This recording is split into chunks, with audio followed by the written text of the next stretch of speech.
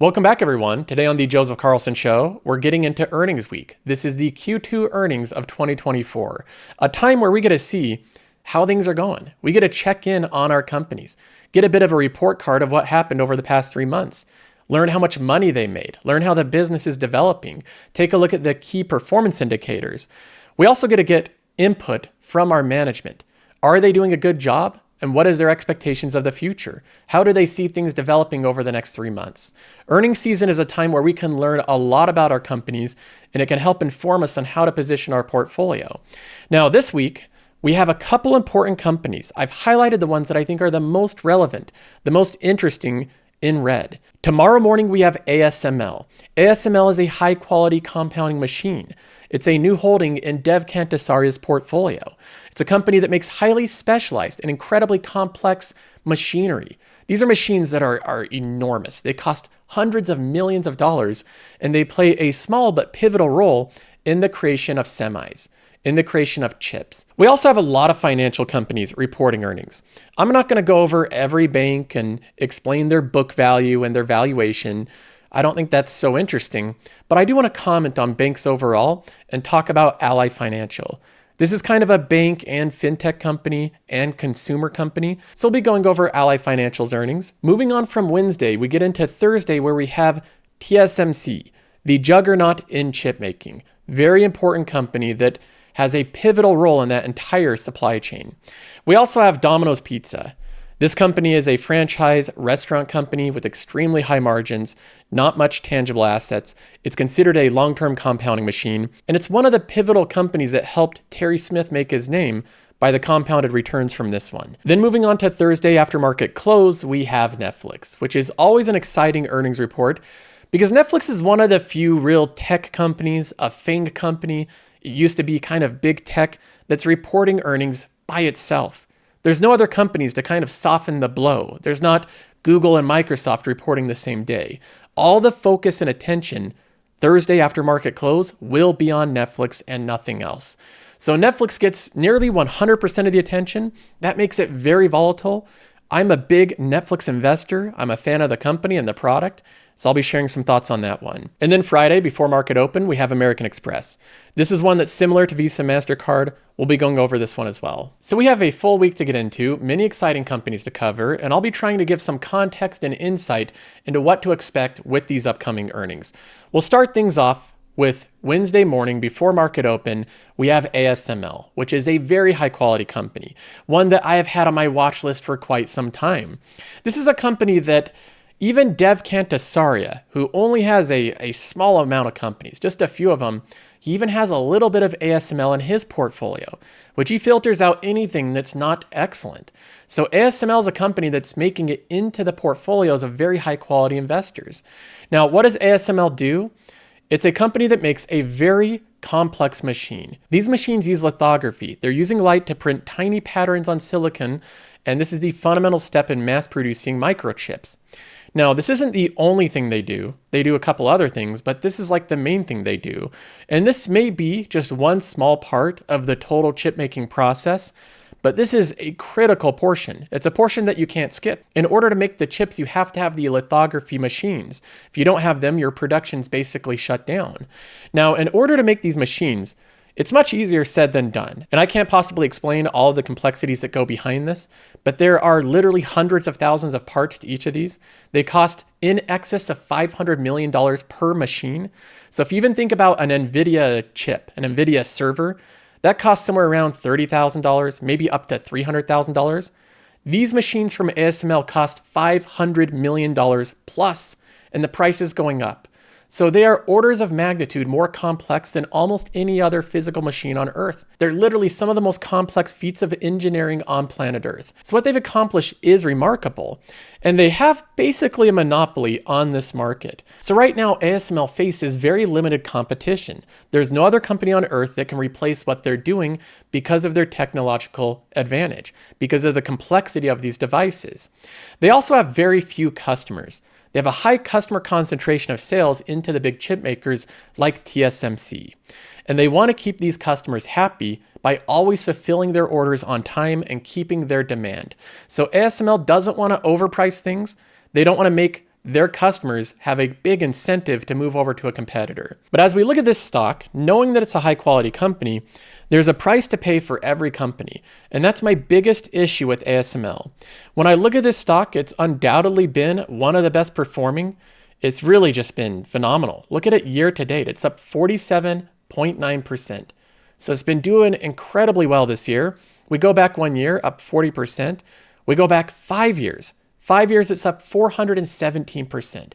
Obviously, there's not a lot of stocks that have performed this well. And this is really what you get when you have a company that is a monopolistic part of the overall development cycle of chips and semiconductors when chips and semiconductors are doing so well. Because of the lack of competition, they have ample pricing power, they've fulfilled on the demand of their customers and have kept them happy, and they've profited greatly from it. So this has been a massive compounding machine, a company that's on a spectacular roll, but it's also at one of the most expensive prices it's traded at in recent history. We look at the PE ratio, it's trading at a 44 forward PE. Price to sales is 14. Enterprise value to EBITDA of 38. We have a free cash flow yield of 0.5%. They don't do much stock-based comp, so it's basically just a 0.5% free cash flow yield. But even with no stock-based comp, that's still a very, very low free cash flow yield. The idea of buying a company with a 0.5% free cash flow yield in an environment where treasury rates are 5% is very difficult to get behind. It's just so difficult. It doesn't matter how much of a monopoly it is or how great the company is, how spectacular the growth is. When you have a company that's trading at 0.5% free cash flow yield when treasury rate is 5% and it's guaranteed, that just makes the calculation and the discounted cash flows and the future projections so difficult to get behind. So that's the basic problem I have with ASML right now. When we look at the business overall, I also think it's doing fantastic. We look at the revenue growth. It's been explosive revenue growth. But I still have the same opinion that I think it may be slowing down a little bit in the future. I don't think it's going to go down or it's going to collapse or that this is the top, but I think the rate of growth may slow down in the future. We have the net bookings of the company. The net bookings reached a peak in 2021. They went down in 2023, even though the stock price raced up. Now they're trying to get these bookings back up, so we'll see them go up over time. But if we look at this on an annual basis, this will paint the picture more clearly. The net bookings have been down from 2022 to 2023. So right now it looks a little soft with the net bookings, but overall the business is still doing well. They still expect increased demand over the coming years. ASML is a great company with a great future. And if you're just a super long-term investor and you have it in your portfolio as a compounding machine, I think you can safely put on the blinders, ignore this next earnings report. Don't worry about whether or not it drops or goes up, and just hold on to it for the next 10 years and you'll probably do really well. But in terms of this upcoming earnings, I have my concerns. The mixture of the valuation, the semi-market slowing down a little bit, I think there's a combination of things that makes me a little bit more concerned about this earnings than their most recent ones. So it's difficult to say. I don't know what direction it's going to trade at, but I do know that there's higher expectations for this company than there has been over the past year. Now let's go ahead and move on to Ally Financial. Ally Financial is a bank and a financial service company. I think it's a good product. They have a good interface. They have good services. They have around-the-clock customer service through chat and phone.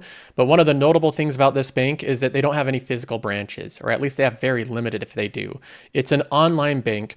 There's more banks following this model. And then there's the older-fashioned banks that are still doing the older model, and they're making that work like JP Morgan. But Ally Financial tries to keep their margins higher, tries to keep a higher level of profitability by having the online-only model. And overall, I think it's a good business, but I've avoided Ally Financial for the same reasons I've avoided basically every bank. I don't find them attractive investments overall. The more you learn about banks, the more you avoid them as investments. They make money by lending it out to people, and then you own whatever they're lending out.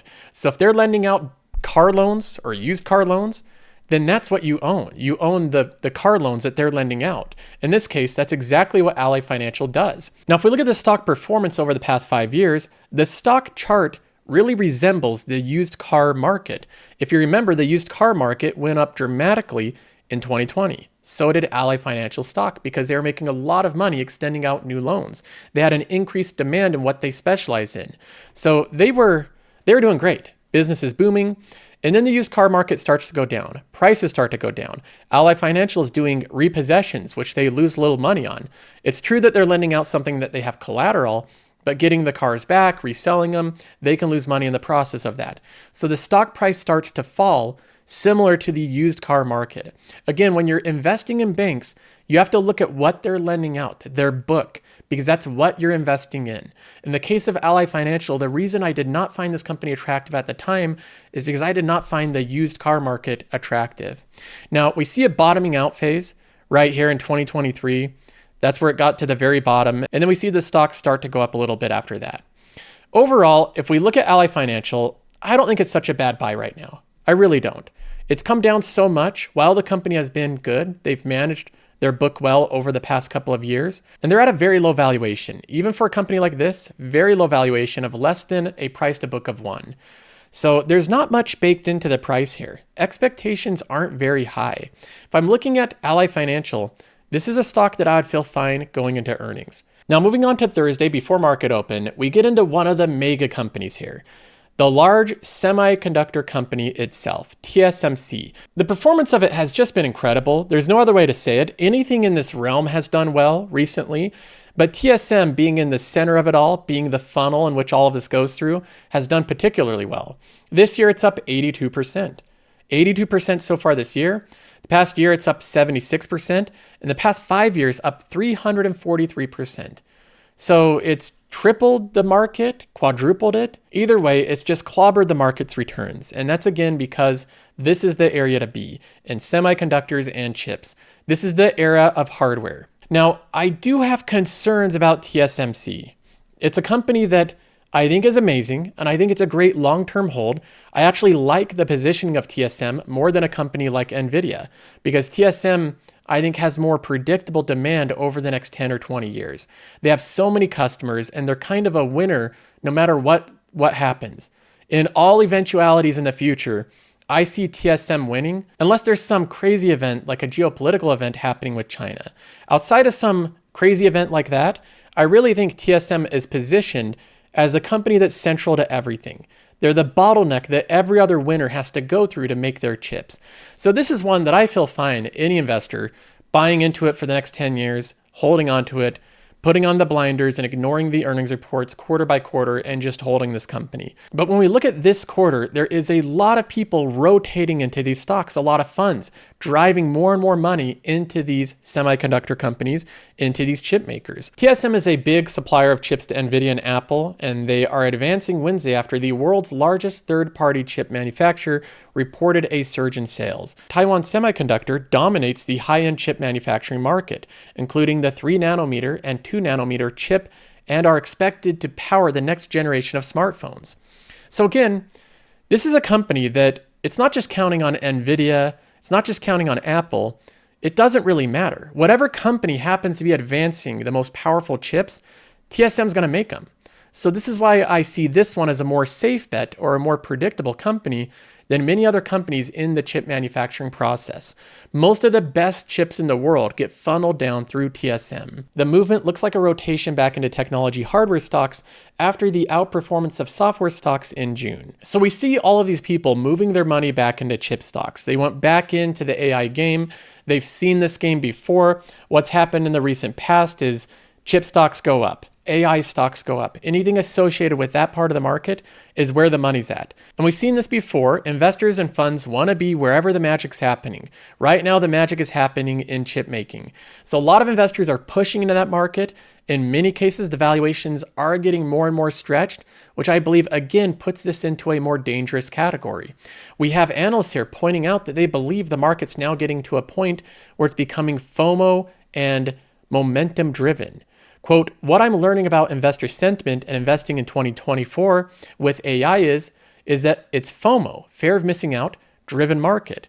So when you see anything beat/sound better due to AI-related CapEx spend, the stock re-rates in a flash as money rushes to get long. This feels like a bit of a panic rotation. And I agree with that analyst to some extent. What I see investors and big money doing right now is trying to position themselves where they're not getting left behind by staying into software companies. Software companies have done okay, but it's the hardware company, the AI company, TSM and NVIDIA that's really made the riches over the past year. So a lot of big money's moving into it now, pushing up the valuations. And as far as I'm concerned, I'm sticking to my software companies. I know they haven't done as well like in the past year as NVIDIA and some hardware companies, but when I look through history, software has that resilient business model, the SaaS business model, the more predictable earnings, and it's done incredibly well over the past 5 years. So in terms of TSMC, just to summarize my thoughts on this company overall, a long-term bet that I think is a predictable winner, a funnel of all the manufacturing of chips that happens in the high end in the world. So I am not at all bearish on this company. In fact, I'm incredibly bullish on it over the long term. But when we're looking at this earnings report, it's another stock that I'm a little bit concerned about. It has very high expectations. Maybe it will meet those expectations, but if it has any disappointment, I could see it trading down. So it's one that I am a little cautious on this earnings report, but if you're a long-term investor, I don't believe you have to worry about it. Now moving on, we get to Domino's at the same time Thursday morning reporting their earnings. Domino's is a great company. It's one that I've actually had for a short time in my portfolio, but I got out of it because of the valuation. That turned out to be a good move at the time. It did trade down for a minute. It went down after 2021. But it's since recovered nicely. Domino's is on a nice growth track, like I expected they would. It's a great company overall. It's a franchise business model, and it's a company that's a bit of a recession-resistant company because they offer such good value proposition that many people use them as kind of a low-cost place to get a good meal that feeds a lot of people. So Domino's overall is a fantastic company. At one point, it was a really important part of Terry Smith's growth. Microsoft and Domino's were two of his most outperforming companies during his rise in prominence. So I like Domino's overall, and I also like it going into this quarter. Now, you know by now, if you've been following this channel, I've been one of the biggest advocates of restaurant companies over the past couple of years. I've made them a big part of my portfolio as well. I made a large investment in Texas Roadhouse. This is one of the most profitable investments I've made in my portfolio. It rose from a smaller holding to one of the top holdings in my portfolio by over doubling in value over the past couple of years. When you combine dividends in the mix, it's just been a massive winner. Texas Roadhouse is the best sit-down restaurant company in the world. If you measure them by their execution, their management, and their processes, their profitability, and their expansion efforts, it is bar none the best. And then you have Chipotle, a company that I've continually talked about as having incredible execution and global scale. The digital assets it has is also very valuable. And people are addicted to burritos. So it's not something I'd bet against. It may seem silly, it's just burritos, but burritos are well loved by basically everyone across the world. But now it's gotten to a point where I've seen a few signs that people are pushing back on restaurants. They're pushing back a little bit. And we can see that with McDonald's and Starbucks, two companies that are very good, quality compounding machines that have both run into huge roadblocks. Starbucks customers are saying that they're not buying it. They're done buying Starbucks, they're pushing back on the high prices, and Starbucks is having to earn back customers with freebies and giveaways in their apps and lowering prices. McDonald's had massive price pushback on the prices of their meals. A lot of people were upset. They were furious at McDonald's for once being the cheap option, but now being almost unaffordable. So McDonald's is now coming out with $5 value meals. They're going back to their old self. And I see this pushback maybe having a waterfall effect on different food companies. We can look at an article here. This is from MarketWatch. It says that these restaurant stocks could still thrive despite spending pressure. They highlight the problem that's going on in the restaurant industry. Restaurant patrons have been more cautious when dining, buying fewer items, laying back on alcohol, and prioritizing value menu items rather than the premium items. UBS has noticed that consumers are prioritizing grocery shopping over spending money on quick service restaurants because people have less money to spend on food. One of my central theses on investing in restaurants is that people are prioritizing restaurants over grocery shopping because it's quicker and it's cheaper in many cases than buying a lot of groceries and preparing a meal for a large group of people. It's easier to just go to a restaurant and pay for yourself. But you can see the reverse happening. People are switching back over to grocery shopping because restaurants, quick service restaurants, fast food has become so expensive. It's unaffordable in some cases. They say with consumers being less likely to splurge eating out, there are looming pressures for quick service restaurants to still perform well. Brands are likely to implement more practices like promotional offers to stimulate growth and draw in more guests and lower incomes. So brands are going to have to give discounts, which is basically declining prices on their food. Whether it's through a free item or a promotion, they're lowering prices. And that puts downward pressure on the pricing power of companies like Domino's, Chipotle, and Texas Roadhouse. But they do mention out of all the companies in the restaurant industry that they still believe offers the best value proposition, it is Domino's, Chipotle Mexican Grill, and Texas Roadhouse. Those are the three that they named. I didn't write this article. This is the analyst from UBS. They say that these are the few restaurant stocks that UBS predicts will still outperform next year. I think Domino's will do fine this quarter, but I would not be surprised to see a bit of softness in their projections.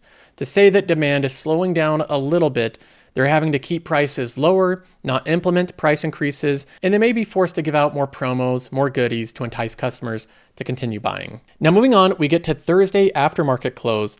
All eyes are gonna be on Netflix. It is the only really big, exciting company reporting earnings. It's gonna be highlighted on CNBC, the countdown of when they report earnings. Then you're gonna get hit with the news. What was their earnings? What was their subscribers?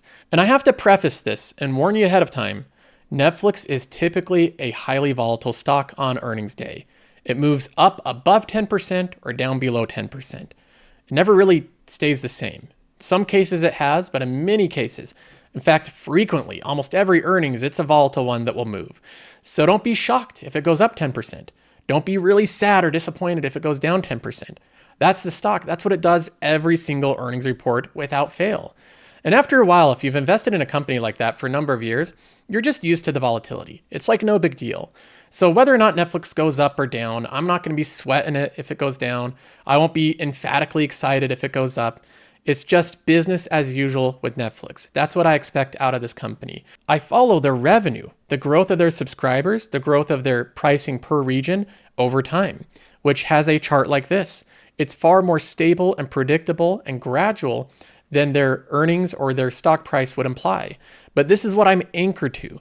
So mentally, what I'm anchored to is this, and that's the reason that it's easy to hold a stock that's very volatile. If you're anchored to the fundamentals, that volatility is not as meaningful. So I just wanted to mention that because I know we get all excited about how the stock is trading, but I am going to be focused on the fundamentals of the business and how things are developing. Now, I did put together some Netflix stats of what to expect this quarter and how the stock may react and trade. Here's some stats associated with it. They're expected to report earnings per share growth of around 40%. So that's the bar they have to beat, 40% growth. And the odds are that they do it. Netflix beats their earnings per share growth around 85% of the time.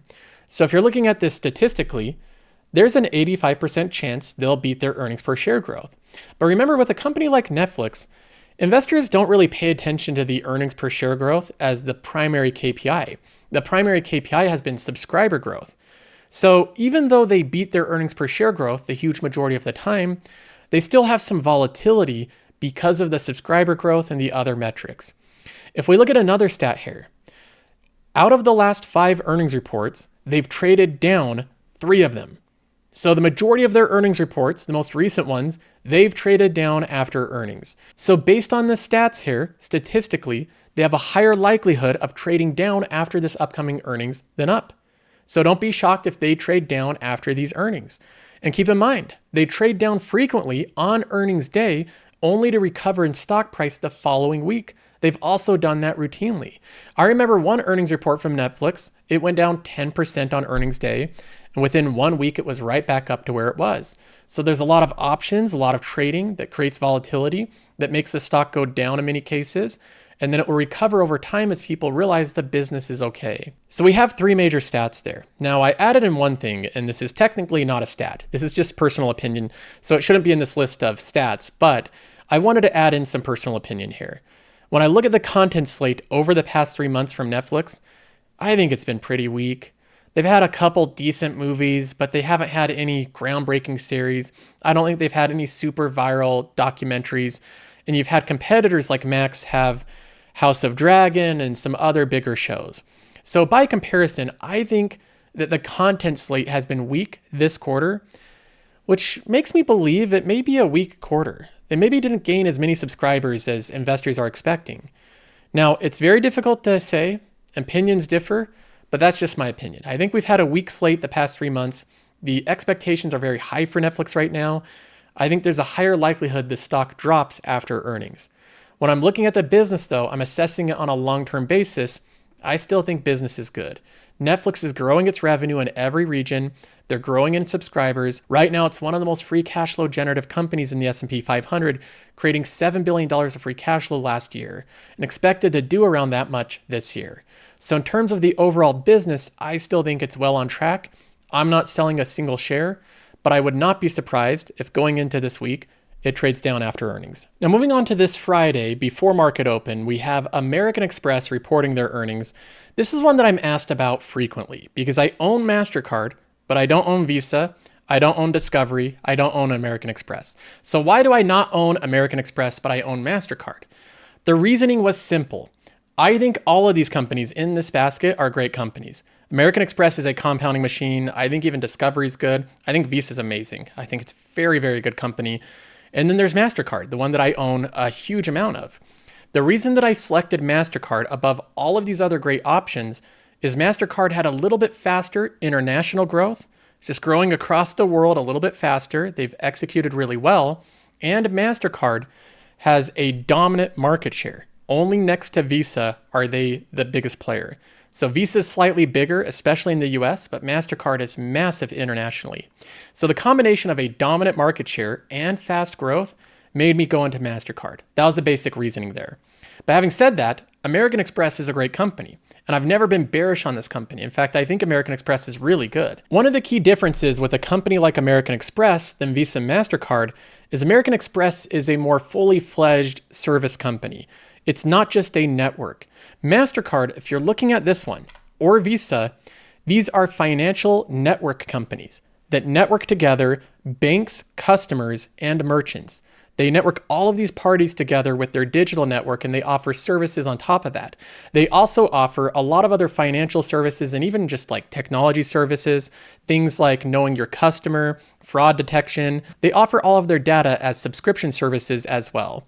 So they are a service company. They're not in the business of being a bank or lending out money. When we go to American Express here, this is a company that's in the business of lending out money. And since I don't invest in banks, I'm not investing in American Express. It's not a business that I understand that well. It's not one that I want to jump into. So it is a great company. I'm not bearish on it again. I think this one's going to continue to do well, but I have other reasons why I prefer Visa and MasterCard over American Express.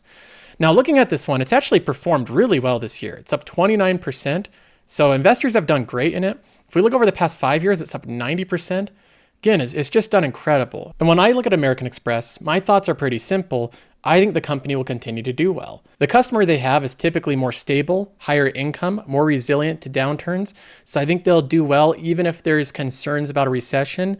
And overall, when I look at this one, I can't find any reason to be really bearish on it or to be down on this company. So if I was a shareholder of American Express, I personally can't find any reason to be concerned about it. Now, there's a quick look at this week's earnings report. Now, keep in mind, we have a bigger week next week. We have a lot of the big key companies reporting earnings. So if you want to see my thoughts on those companies as well, make sure you're subscribed to the channel. And if you want additional exclusive content, you can check out the Patreon.